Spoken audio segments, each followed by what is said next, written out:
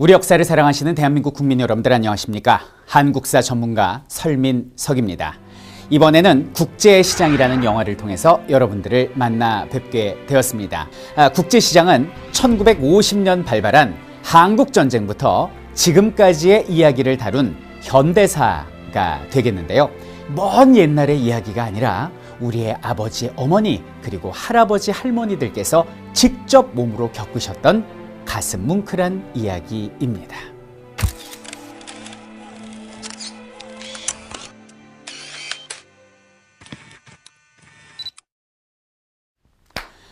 동족 상잔의 비극, 우리 6.25를 알고 갑시다. 6.25 전쟁의 배경부터 살펴보도록 하겠습니다. 자, 광복 직전으로 한번 가볼게요. 광복 직전에 여기는 소련군은 이미 한반도 북부로 밀고 내려오고 있었습니다. 2차 대전에 참전한 소련은 명분을 어떤 일본군의 무장해제 그리고 우리나라의 어떤 치안 유지를 명분 삼아서 한반도를 이제 밀고 내려왔어요. 이 상황에서 광복이 된 거예요. 그래서 광복과 동시에 북쪽은 소련군이 장악을 하게 됩니다. 그러니까 미군이 가만히 있을 리가 없죠. 그래서 미군도 한 달 뒤인 9월 달에 여기는 남한을 장악을 하게 됩니다. 그 이후로 우리나라는 약 3년간의 미소 군정 시대를 맞이하게 되죠. 그리고 광복 3주년이 되는 1948년 8월 15일 날 남쪽에 대한민국 정부가 탄생을 하게 되고, 그리고 같은 해 9월 9일 날 북쪽에는 조선민주주의인민공화국이 만들어지게 됩니다.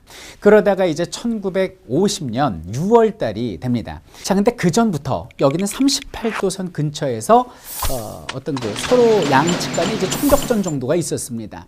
이런 상황에서 우리가 비상경계령을 내리고 있었는데 갑작스러운 북한의 평화 제스처에 우리가 순간 방심을 하고 비상경계령을 푸는 것이 50년 6월 24일이었어요. 그리고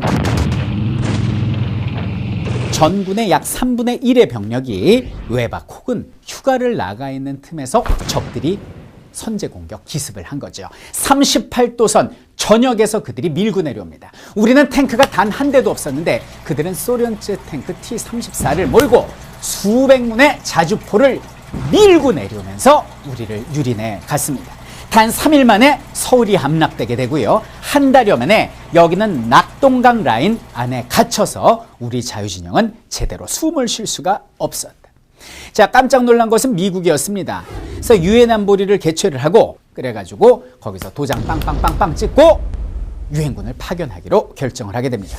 50년 9월 달에 맥아더 장군을 총사령관으로 한 미국을 위시한 16개국 유엔 연합군이 우리를 도우러 부산으로 옵니다. 와봤더니 전황이 생각보다 심각하다고 맥아더는 판단을 했습니다. 야, 이거 큰일 났네. 여기서 우리가 막바로 밀고 올라가면 좋겠지만은 그러면 아군 측의 피해가 클 것 같다. 그러니 적의 허를 찌르자라는 거죠. 이렇게 서해안을 돌아서 저기는 인천으로 상륙을 하는 겁니다. 그래서 그렇게 보급로를 끊고 그 다음에 밀고 올라가자라는 게 맥아더의 작전이었죠. 그런데 이것을 미군 합참에서는 반대를 합니다. 그 이유가 무엇이냐?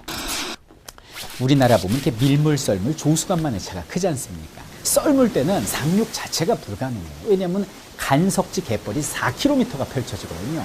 거기다 군인들을 내려놓으면 4km 진흙에 빠져서 걷지도 못하죠. 이거 불가능하다. 근데 맥아더 장군이 되게 뚝심 있는 분이거든요. 하면 한다, 이렇게 된 거죠. 그래가지고 당시 일본 고베하고 요코하마 그리고 부산에서 동시에 군함이 출발합니다. 제주도 남부에서 집결을 해요. 그래서 삥 돌아가지고 9월 15일 날 인천으로 상륙을 하게 된 거죠. 이 기적의 상륙 작전은 대성공을 거두게 됩니다. 이제 북한군의 경우는 보급로를 끊길 위험에 처해졌고요. 심리적인 충격이 엄청났던 거죠. 이것을 바탕으로 우리 국군과 유엔군이 밀고 올라가게 됐습니다. 앞으로 계속 밀고 올라갔죠. 그래서 인천에서 김포를 지나 서울로 들어오는 상륙군과 밀고 올라간 우리 국군이 만나고요. 서울을 9월 28일 날 다시 수복을 하게 됩니다.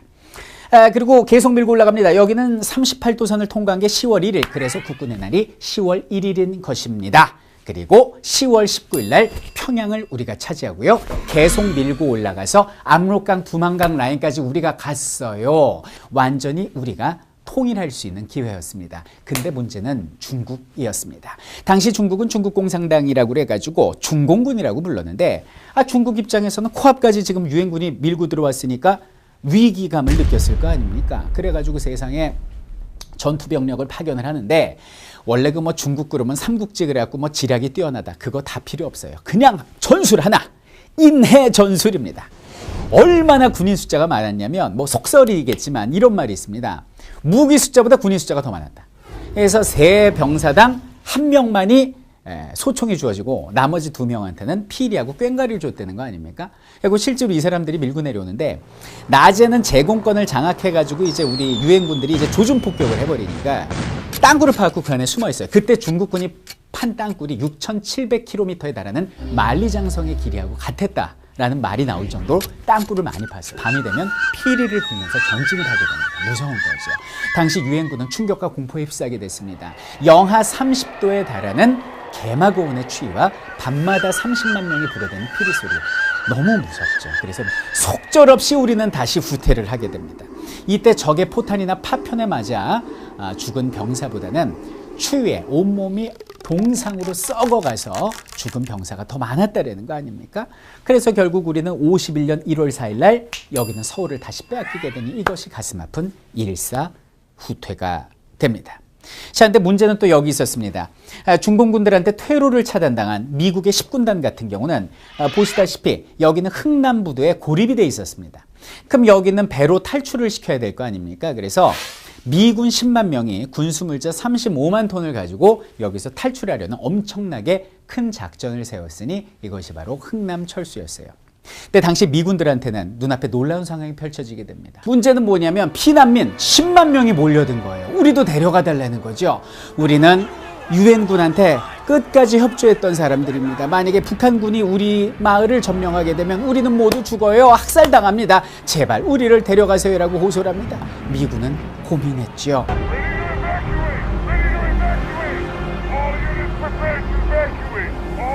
이때 그 민간인을 실은 마지막 배가 바로 메러디스 빅토리호라는 배가 되겠습니다. 정원이 60명밖에 안 됩니다. 화물선이거든요. 근데 승선 인원 중에 선원이 47명이 있었어요. 그러니까 더 탈 수 있는 사람은 13명밖에 안 됩니다. 근데 그때 미 10군단장의 고문이었던 현봉학 박사께서 눈물로 호소를 합니다. 장군님, 라루 선장님, 제발 좀 도와주세요. 저 사람들 여기에 두고 가면 다 죽습니다. 저 사람들을 태워주세요 라고 얘기를 합니다. Captain, how many refugees can you fit on this ship? Sir? 군수품 다 버려. 다 내려놔. 이렇게 된 거죠. 그래서 25만 톤의 군수품을 버리고 그보다 몇 배 더 중요한, 몇백 배, 몇천 배 더 중요한 인간의 생명을 살리기로 결정을 한 겁니다. 그래가지고 승선인은 60명인데 거기에 14,000명이 타요. 여기는 부두와 공장이 북한군의 손에 들어가면 안 되니까 이 지역은 폭발시켜버립니다. 메러디스 빅토리오 같은 경우는 이틀간의 항해를 합니다. 그래서 부산을 거쳐서 거제도로 오게 되는데요. 누울 수도 제대로 앉을 수도 없는 비좁은 배 안에서 새 생명이 5명이나 태어나게 되죠. 이 아기들의 이름을 당시 미군들은 김치 1, 김치 2, 김치 3, 4, 5 이렇게 붙였습니다. 그래서 아이들 5명을 김치 5라고 불렀던 것이죠. 이틀 만에 크리스마스죠. 여기는 거제도에 도착을 했는데 놀랍게도 14,000명 중에 사망한 사람 단 1명도 없고요. 오히려 인원이 5명 늘어 있었다는 것입니다. 자, 이것으로써 메러디스 빅토리오는 단일 선박으로 가장 큰 규모의 구조 작전을 성공한 선박으로 기네스북에 등재되었습니다. 자, 다시 전쟁으로 돌아가 보도록 하겠습니다. 일사후퇴로 태안반도 근처까지 밀렸던 우리 국군은 전열을 다시 가다듬어서 밀고 올라가기 시작합니다. 그래서 여기는 38도선 근처에서 교착 상태에 빠지게 되죠. 51년 3월부터 6월까지 3개월 동안 치열한 전투를 벌이게 됩니다. 자, 이러니까 중국이 자꾸 이제 소련한테 눈치를 준 거예요. 야, 소련 뭐 하는 거야? 너도 전쟁 참여해. 도와줘라고 이야기를 합니다. 당시 소련 같은 경우는 요 두만강 근처에서 공중 지원 정도를 해주고 있었거든요.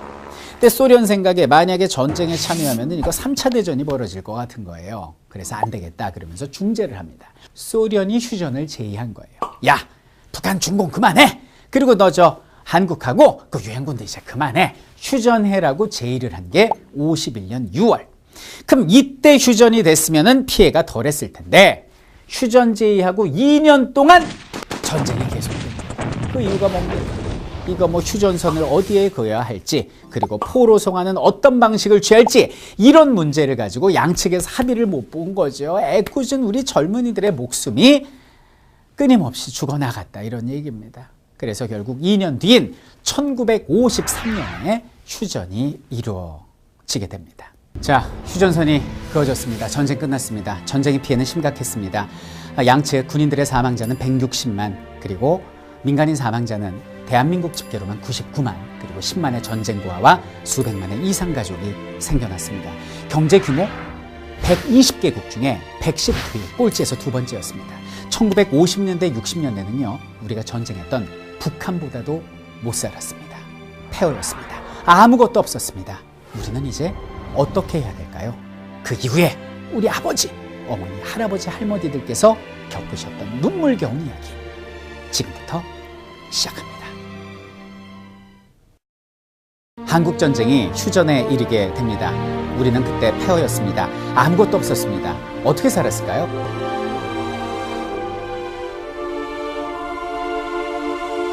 어렸을 땐 그게 어떤 의미인지 몰랐는데 지금 나이 들고 생각을 해보니까 너무나 가슴이 메인다.